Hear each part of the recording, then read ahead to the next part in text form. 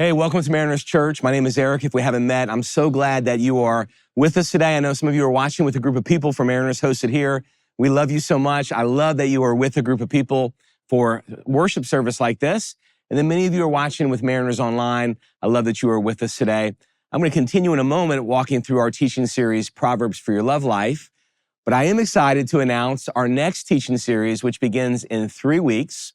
We're going to be walking through the book of Nehemiah. It's one of the books in the Bible for a teaching series called How to Lead. Now, this is why I believe it's important for you to study the book of Nehemiah. It's going to remind you of God's faithfulness, that God keeps his promises. And so that's beautiful. And also, it's going to give you some practical insight on how to lead. Now, some of you, you know you're a leader. You see yourself that way because of your role, whether in your profession or in the community. But all of you, if you are a Christian, you really are a leader because you are to influence other people. And we're going to learn a lot of insight from Nehemiah, who really was a marketplace leader. He wasn't a prophet or a priest. He was a builder and turned into a governor. I mean, an incredible leader. Some say the book of Nehemiah is the first leadership book in human history. It's an awesome book. It's going to remind you of how faithful God is to his people, but also give you really practical tools for how you can lead wherever it is that you are leading, whether in the home or in your career or in the community. And so I'm real excited about this because our team has put together these magazines to help you walk through the book of Nehemiah. So if you're watching right now in Southern California and you've been thinking about checking out one of our congregations, this would be a great time to come because week 1 of the teaching series, we're going to give you these books, these magazines our team's put together. It's going to help you really study this incredible book in the Bible. And if you watch online, I know we have people really all over the world that are watching now. We're going to give you a PDF version of this that you can download when we launch this teaching series in 3 weeks. So I'm really excited. I hope you'll join us for that teaching series. I think it was last year that in Costco's in Southern California, this picture was taken. UC Irvine had T-shirts made, but they misspelled, whoever made the T-shirts, misspelled Irvine. It was UC Irvine, UC Irvine with a U. And they had to get recollected and you know, it's the wrong name. It's UC Irvine with an I. And so people were posting pictures and making fun of it. I chuckled, but I didn't laugh too much because I have been in publishing and I have been a part of making lots of mistakes like that. And so before I became your pastor, I was a marketplace leader. I was in publishing, and like every book we would publish would have some mistake. It's 50 to 60,000 words in a book. There's going to be a mistake, and we publish so many words, and we publish Bibles as well and Bible studies. And so when I see people making fun of a mistake, I try not to make too much fun because I have made plenty of those. One of the ones that was just, I can't even believe this happened, is we published Bibles, and we released the Christian Standard Bible, and we didn't have an in-house printer, so we outsourced the printing to different printers around the country and even some around the world. And then they would ship the Bibles to us, and then we would ship those to retailers or we would sell them through our direct channels. Well, one time a printer sent us a Bible with a whole section. I mean, we had sent them the full written copy of God's word, like files, and they sent us back a Bible with a section missing. And what was missing was Revelation 22, the very end of the Bible. This is what they took out in the printing. I testify to everyone who hears the words of the prophecy of this book. If anyone adds to them, God will add to him the plagues that are written in this book. And if anyone takes away from the words of the book of this prophecy, God will take away his share of the tree of life and the holy city, which are written about in this book. So the section that the printer took out was this section. So we called the printer, like, guys, we're not paying you and you have to reprint all the Bibles. And they were like, can you sell them at a deep discount and just let us recover our costs? And we're like, no way. There's no way that we're selling Bibles with the section cut out that says you can't cut this section out. There's no way that we were doing that. So, I mean, publishing mistakes happen. And then it even happened with one of the books that I wrote. I wrote a book years ago, like 13 years ago, with some good friends called Creature of the Word. And in one of the chapters that I wrote, I reference an incredible parenting book called Gospel Powered Parenting by William Farley. And it's really an awesome book. But in the very back of the book, instead of crediting William Farley, I say we are grateful to Pastor Chris Farley. Chris Farley, for his work, Gospel-Powered Parenting. He deserves the credit and the thinking behind offensive and defensive parenting ministry. Chris Farley, Gospel-Powered Parenting. And I didn't even realize that I had made that mistake until an online reviewer, a blogger, called it out. And just I credited Chris Farley, a van down by the river, with Gospel-Powered Parenting. I was so embarrassed by this mistake. Now, in publishing, whenever there is a mistake like that, this is what we would always do. We would audit our processes. We would ask how many eyeballs were on that decision, because did we have enough checks and balances? Did we have enough people speaking into this? Did we have enough people reviewing? Because we know that ignorance can happen in isolation. We need community. We need lots of minds. We need lots of wisdom around this. That is true in publishing. It's also true in relationships. We're in a teaching series, Proverbs for Your Love Life, and we have been exposing proverbs that the world tells you about your love life that are not good.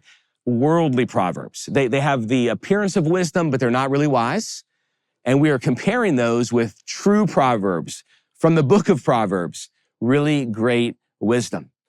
And a proverb that you'll hear people in the world say is, it's just between us. Hey, this love, this relationship that we're pursuing, it's just between us. And just like in publishing, that disaster can happen when not enough eyeballs are on the product. When it comes to a relationship, disaster can happen if the relationship grows or attempts to grow without community. Let's keep this just between us.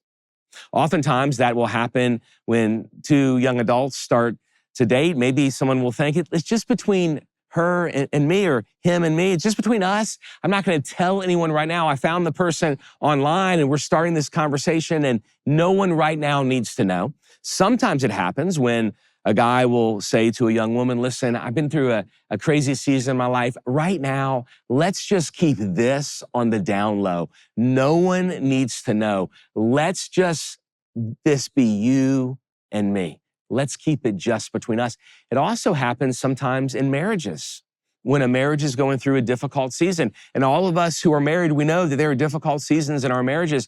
And we can tell ourselves, no, let's not bring anyone in to this situation. We're too embarrassed to say that we need help. We're too embarrassed to say that we need some wisdom. Let's keep our problems just between us.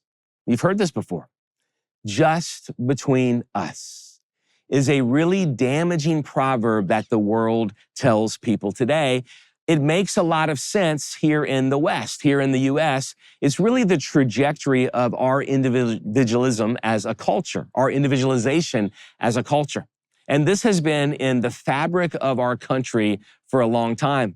In the 1800s, Alexis de Tocqueville visited the U.S. and he wrote this very extensive work that is still studied today about life in America. It was called Democracy in America. One of the things that he highlighted is how individualistic we are as a society. And he predicted in the 1800s that though our individualization causes us to be entrepreneurial and causes us to participate in some great advancements as a society, he warned that it could lead to the unraveling of community, that people being so individualistic, you be you, follow your heart. It's just between us. The community doesn't need to know that this would actually hurt people and could even lead to the unraveling of a society. In the 1980s, several University of California professors wrote a landmark book. It's still studied today, a sociological book called Habits of the Heart. And they tested to see if Tocqueville's prognosis was correct. Did it happen? Tocqueville said that we were going to unravel as we became more individualized. And did it take place? And here's what these sociologists believed, that individualization in the U.S. had reached radical levels. They coined a phrase called expressive individualism. And what they said is, in the fabric of our culture, who we are as a people is we believe the best way to express ourselves is to be individual. I don't need community. I'm an individual. No one can tell me what to do. Then leads us to, in relationships, say things like, It's just between us. This doesn't impact other people at all. This doesn't impact or inform the community at all. Now, we know as Christians that the scripture really speaks against this, that you are going to be unable to satisfy the longings of your soul, that you were created by God and only He can quench you, that you are not enough for you, and that you also were created for community, that when you started to follow after Jesus, He placed you in a community of people, that our faith is a communal faith, that we aren't just individuals between us and God. No, we're a part of a family of other Christians. We're a part of a community, and that in our own selves, we're never going to be enough for us, that we need community, and ultimately, we need God.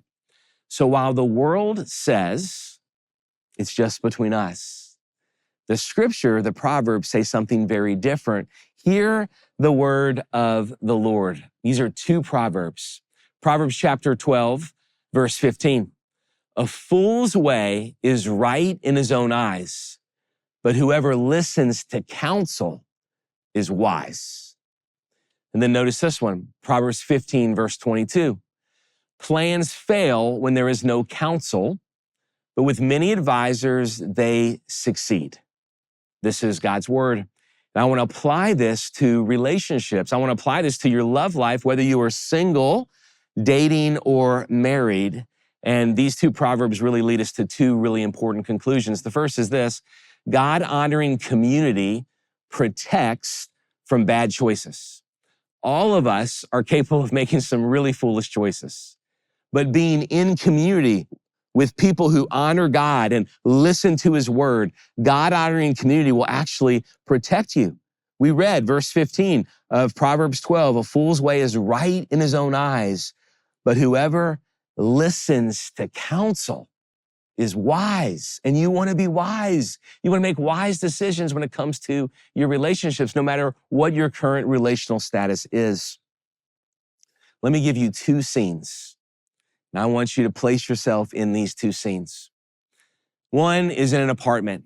There's a 25-year-old young man, and he is home from eating out, home from work, and he sits down on the couch and he starts to thumb through dating profiles on the app that he belongs to. An hour passes by and he's made hundreds of decisions based on a few pictures and a couple lines of bio. There is no one around. It is him and the algorithm and hundreds of strangers online. That's one scene. Another scene. In a very different culture and in a very different time. It is a large family and they are gathered around the dinner table. The dinner has been going on for 3 hours. They get together frequently for dinners like this. There's aunts and uncles and parents and grandparents and brothers and sisters. And after several hours, the conversation turns to the 25-year-old young man at the table. The grandfather mentions a young woman in the community who he has been observing. He comments on her character. One of the uncles says, yes, I've seen how she cares for her aging parents. The mother says, I've always enjoyed my conversations with her. And then the conversation turns to who's going to approach the father of this young woman to talk about possibly arranging a marriage. Two very different scenes. One takes place in isolation, the other in community. Now, if you're thinking, is Eric about to advocate for arranged marriages? I'm not, but I do want us to ask ourselves, of those two scenes, when you look at the totality of human history, which one has been more successful?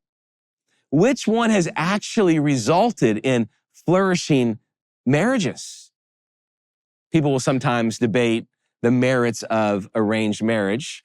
And when you look at the divorce statistics in America, it's 40%. Arranged marriages globally, the divorce rate is 1%. Now, there are some bad stories in that data that I just want to be honest about. that we need to draw a distinction between an arranged marriage and a forced marriage. And sometimes forced marriages get put into that data. And we would never want a woman to be treated that way, where a young woman has no choice in who she's going to marry, and it's oppressive and abusive, and she's treated as property and not treated as an image bearer of God, equal to man, that both man and woman are created in the image of God. But even if you pull out the forced marriages from that data, still the divorce rate in arranged marriages is very small compared to here in the U.S. And sociologists ask why. Why is it that arranged marriages have such low divorce rates? And here's what some of the sociologists say: because it's not merely two individuals becoming one, it's two families becoming one. There's a commitment that the family makes to the family. And when the two individuals become one, the families surround those individuals and they say, how can we help this family get started well? How can we come around them with care and with counsel and compassion? How can we ensure that this marriage is successful? Again, I'm not advocating for an arranged marriage, but I do want to learn from the community aspects of arranged marriage. Listen, if Kay's parents had done the arranged marriage, they never would have chosen me at all. I realize this. They love me now. Miss Martha sometimes watches, my mother-in-law. I know you love me, and I love you too, Miss Martha, but I know you wouldn't have chosen me because, here's the reality of Kay's family. Kay's one of five. All five live on the land.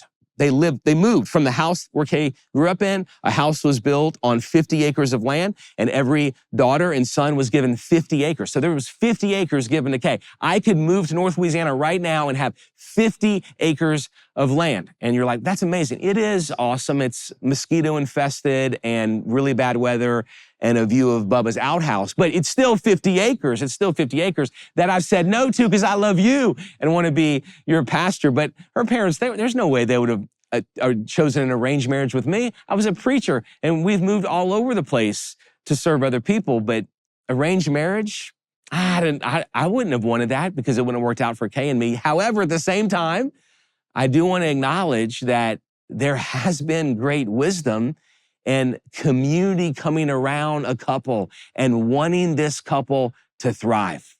And so though I'm not going to advocate for arranged marriage, I do want us to learn from one aspect. How can we bring community into our relationships, both single and married, so that others are speaking into our relationships, so that others are giving us wisdom, because we want wisdom in our relationships. From the Proverbs says, whoever listens to counsel is wise. So if you are single and you're dating, likely you are, or many of you are, you're dating with technology. You're dating with apps and websites. And as I've said throughout this teaching series, God is Lord over everything, including technology. And he could totally use technology. So we are not against you using the apps to look for someone to date and perhaps to date to then get married. But there is a downside to dating online that you want to guard against. Lori Gupler, she's a psychotherapist. She said this: dating on the apps, the worlds of people don't collide. The community used to be the Greek chorus, which would say, you don't do this. This is what we do. These are our ethical rules. She was saying that dating for centuries took place in public, and dating now is often very private. It is very possible for a young man or a young woman to connect with someone on an app and no one else knows. And so if you date via apps, my wisdom to you is take it public as soon as you can. As soon as you can, get other people involved. Have other people who observing the person that you are dating, other people observing the person that you are interested in. You want wisdom in your relationships. You don't want to make these decisions when you are all alone, because the reality is when you are attracted to someone and you begin to have dates or to have lots of conversations, there are feelings that happen, and feelings, we know this, are not always the best voice of reason in our lives. We need wisdom surrounding us, not only our feelings. So take your relationship public as quickly as you can. And for those of you who are married, you also want community around you to guard you against bad choices. Marriage is going to be challenging at times. And when you say to a friend, this is really hard, You want godly counsel around you, someone that will say everything in your life that is worth something, everything that grows you is challenging. You don't want counsel around you that says, if it's hard, maybe it's not right. If it's hard, maybe this isn't the one for you. If it's too challenging, maybe you should cut this person out of your life. That's not the community that you want. You want God-honoring community that encourages you to have a high view of marriage and a high view of your spouse. So you want community, whether you're single, you're dating, or you're married. And then the second proverb that we looked at reminds us that God-honoring community provides wise counsel. Verse 22 of chapter 15, we read this, plans fail when there is no counsel, but with many advisors, they succeed. We want relationships to succeed. And for a relationship to succeed, there must be wise counsel. So let me talk to you who are single, and then I'll talk to you who are married. You who are single and you are on a date or you're beginning to date someone, I realize there's a distinction between going on a date and then exclusively dating someone. I'm not suggesting, I have daughters, I get this. I'm not suggesting that they go on the first date with someone in community. That could be awkward. But I am saying that when you move into you are dating someone, that you want the community involved. You want other people who are able to watch how the person treats you, how the person treats others. You want other people to be able to speak about the person's integrity. You want wisdom surrounding the relationship. You want other people who can speak about how you two are connecting and how you're relating with one another and how you're going to serve other people. You want others speaking into the wisdom of your relationship. You don't want to be in isolation. Just as proofreading errors happen in isolation, so do many relational decisions go wrong in isolation. If you're dating, there's really two options for you of what's going to happen with the person if you date the person in a God-honoring way. You are either going to marry this person, or by God's grace, you're not going to marry this person, but both of you are going to love God more as a result of the relationship. So here's the goal when you start dating someone. When you start dating someone, that this is going to be the end of this relationship. We're either going to get married or we're both going to walk away from this relationship loving Jesus more than when we started this relationship. That is an honorable goal. Wouldn't that be awesome? You start dating someone and it's either going to be marriage or it's going to be you both are a closer follower of Jesus because of the relationship, because the relationship helped you grow. Now, the only way that's going to happen is if community is involved. The only way you're going to be able to wisely commit in marriage is if community is involved. And the only way you're going to be able to grow in your relationship in a God-honoring way is if community is involved. So either way, you want community to be involved in your dating relationship. And if you're married, you also want wise counsel surrounding you in your marriage. I'm so thankful for the wise people who've invested in Kay and me in all of our years of marriage. We've learned from others who were married before us, who invested in us. We learned from them how to be parents. We had a vision for the kind of parents we would be by watching other parents as they nurtured their children before we even had kids. We had a vision for the kind of home we would have, that our children would bring their friends over and that we would say yes anytime they asked. We got that vision from watching other parents. We had a vision for our marriage by watching other marriages, by saying we want to be people who love each other first, that the kids, the greatest gift we can give Eden and Evie is that if Eden and Evie see in Kay and me a deep love for one another, which means we are going to unapologetically go on vacations without them, go on dates without them, really believing that the best gift we give our daughters is for them to look at us and know that we deeply are committed to one another, that would provide safety and security for our daughters, and that we would give them a picture of the gospel, because our marriage, us being one and committed to each other, is a picture of how God is committed to his people. But we got a vision for parenting and a vision for marriage by listening to other couples. When we were in our early 20s, we asked 3 couples in the church that we were plugged into who were in their 70s to mentor us. And for an entire summer, we met with them once a week. Sometimes we met all together. Sometimes I met with the men and Kay met with the women. And I don't even remember exactly all that was said, but I do know I walked away from that summer with a vision for a God-honoring marriage that was filled with wisdom, that was filled with Kay and I together fearing God and walking with him and blessing and serving others. Your marriage needs people around you. In his book, Get Married, Brad Wilcox talks about different groups of people here in the U.S. who are models of marriage. And he actually calls out one ethnic group here in the U.S., Asian Americans. He says that Asian Americans, they are excelling in marriage. And he does interviews and looks at the data. And one of the reasons he says that Asian Americans are doing marriage really well here in the U.S., and he knows there's exceptions to the rule, but one of the reasons that Asian Americans are doing marriage so well in the U.S. is because they don't think it's just between us.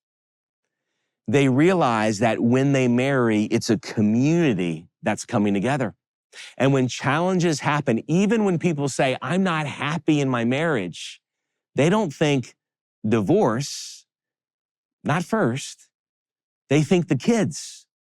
And not only the kids, the aunts and the uncles and the in-laws and the parents and all of the family, that it's not only two individuals coming together, it's two families coming together, which is one of the reasons that they have Asian Americans much lower divorce rates and are models of marriage because of their understanding that it's not just between us, that marriage is a coming together of two individuals, but so many other people are impacted, that the world is impacted by two Christians coming together, that we give the world a picture of God and humanity coming together, and that our children are impacted, our families are impacted, our neighborhoods are impacted, our communities are impacted. It's not just between us. Understand that God loved you so much that he entered this world to rescue you, and his rescue of you wasn't just between us. He publicly entered this world to pursue you. He placed himself on a cross and was publicly humiliated, spat upon, a crown of thorns jammed onto his skull. And for 6 bloody hours on a Friday afternoon, he publicly demonstrated his love for you, his sacrificial love to absorb in his flesh all of your sin and all of your shame. He did not keep his relationship with you on the down low. It wasn't just a little secret. No, this was God rescuing you very publicly. And then after you've been rescued by him, he has placed you in a community. Your faith is not just between you and God. Now listen, your faith is personal, it's deeply personal, and it's going to impact everything, every single thing about you, but your faith is not private. Your faith isn't private because Jesus publicly rescued you, he's changed you, and that changes everything about you, including how you live publicly. And your relationship is not private because he's also put you in a community. When you got rescued by Jesus, it wasn't just between you and him. No, he put you in a community of brothers and sisters, other people that he's rescued, and you benefit spiritually and totally in all aspects of your life from community. And you do in your relationships as well. Whether you're single, dating, or married, you need wisdom from others. One of the couples that impacted Kay and me so significantly is Doug and Kathy Fields. And they did a small group Bible study that we're hosting for people from Mariners Church called A Better Us. And if you are a married couple, I want to challenge you, Mariners Online, we're going to make this easy for you to take this class together, this course together. The quote you heard me say several moments ago, where I said the greatest gift that we give our kids is a healthy marriage, I stole that from Doug and Kathy Fields. They've made a massive impact on me, and not only on me, but many of my friends who are pastors around the country because of their incredible marriage. They can help provide wisdom to you, and we have online facilitators that will help provide wisdom for you as well. We want you to do really well in relationships. God wants you to excel in your relationships, but you're not going to excel in isolation. Plans fail where there is no counsel, but with many advisors, they succeed. Do you have the right people around you to speak in to your dating, to speak into your marriage? Get godly counsel around you. Do not buy into the lie from the world that it's just between us. It's not just between you. Your relationships with others impact so many people. So have the wisdom to have godly counsel around you as you navigate the complexity of relationships, whether you're single, dating, or married. Get wisdom in your life. Hey, I'm so glad that you joined us for our service today. And I hope and pray that God used this message to encourage you right where you are. I'd love if you hit the subscribe button, because then you could get the next alert for whenever we have services and when we ever offer content here on YouTube. So subscribe and join us for Mariners Online.